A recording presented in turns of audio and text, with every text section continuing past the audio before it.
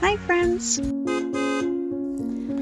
Thanks for tuning in. If you like this video, please give it a like, comment below, and take a moment to subscribe to our channel.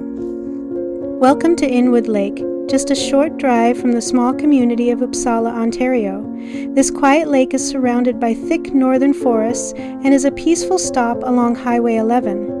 The area has been a resting spot for travelers and anglers for generations, ever since the railway and highway opened up this part of northwestern Ontario.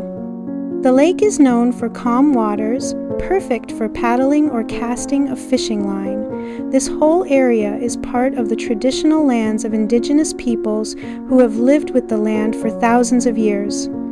Today, it's a quiet retreat for anyone wanting to get away from the noise and enjoy the simplicity of lake life.